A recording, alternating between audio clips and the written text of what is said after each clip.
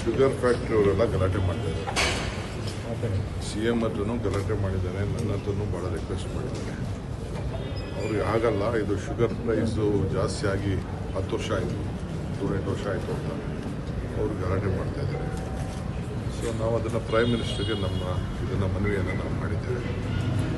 ರೈತರಿಗೂ ಒಳ್ಳೆಯದಾಗಬೇಕು, ಫ್ಯಾಕ್ಟ್ರಿಯವರು ಇದ್ದರೆ ರೈತರು ಇದ್ದರೆ ಫ್ಯಾಕ್ಟ್ರಿ, ಆಮೇಲೆ ಉದ್ಯಮನೂ ನಡಿಬೇಕು. ಅದಕ್ಕೆ ತೀರ್ಮಾನ ಮಾಡೋರು ಅವರು. ಅದಕ್ಕೆ ನಮ್ಮದು ಒತ್ತಡ ಈ ವಿಚಾರದಲ್ಲಿ, ಯಾಕೆಂದರೆ ಎಲ್ಲ ತೀರ್ಮಾನ ಮಾಡೋರು, ಶುಗರ್ ಕೇನು, ಮೊಲಾಸಿಸು, ಬೇರೆ ಎಲ್ಲ ತೀರ್ಮಾನ ಮಾಡೋರು ಅವರು.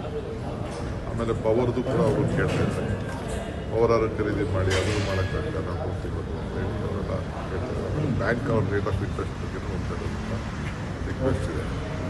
ಸೊ ಅದು ಬ್ಯಾಂಕ್ಗೆ ನ್ಯಾಷನಲೈಸ್ ಬ್ಯಾಂಕು, ಅಪೆಕ್ಸ್ ಬ್ಯಾಂಕು ತೀರ್ಮಾನ ಮಾಡೋರು, ಅದಕ್ಕೆ RBI ಅವರು ಡೈರೆಕ್ಷನ್ಸ್ ಮಾಡೋರು. ಸೊ ಅದಕ್ಕೆ ಅವ್ರಿಗೂ ನ್ಯಾಯ ಒದಗಿಸ್ಕೊಳ್ಬೇಕು ಅಂತ ಹೇಳಿದ್ದೀವಿ. ನೋಡೋಣ. ಭಾಳ ಸಂತೋಷ ಪ್ರಹ್ಲಾದ್ ಜೋಶಿ ಹೇಳಿದ್ದಾರೆ ಅಂತಂದರೆ ಅಟ್ಲೀಸ್ಟ್ ಅವ್ರಿಗೂ ಆ ಕಡೆ ಸ್ವಲ್ಪ ಬಿಸಿ ಅವ್ರಿಗೂ ಅರಿವಿದೆ. ಸರ್, ನಿಮ್ಮ ಕನಸಿನ ಯೋಜನೆ ಮೇಕೆದಾಟು DPR ಕೂಡ ಅದನ್ನು ಹೊಸದಾಗಿ ಇದು ಮಾಡಬೇಕು ಅಂತ ಒಂದಷ್ಟು ನೀವಾಗಲ್ಲ ಮಾಡಿಫೈ ಮಾಡಬೇಕು, ಏನಿದೆ ಅದನ್ನೆಲ್ಲ ಸರಿ ಮಾಡಬೇಕು. ಅವರು ಕೆಲವೆಲ್ಲ ಅಬ್ಜೆಕ್ಷನ್ಸ್ ಹಾಕಿ ವಾಪಸ್ ಕಳಿಸೋರೆ, ಹೊಸದಾಗಿ ಏನು ಮಾಡೋಕ್ಕಾಗಲ್ಲ. ಅದನ್ನು ಅವತ್ತಿನ ರೇಟ್ಸ್ಗೂ ಇವತ್ತಿನ ರೇಟ್ಗೂ ವ್ಯತ್ಯಾಸ ಇದೆ. ಆಮೇಲೆ ಕೆಲವೆಲ್ಲ ಅವರೇನೇನು ಅಬ್ಜೆಕ್ಷನ್ಸ್ ಹಾಕಿ ಕಳಿಸಿದ್ದಾರೆ ಅದನ್ನೆಲ್ಲ ಸೆಪ್ರೇಟ್ ಮಾಡಿ ಈಗ ನಾವು ಅವ್ರಿಗೆ ಸಬ್ಮಿಟ್ ಮಾಡಲೇಬೇಕು.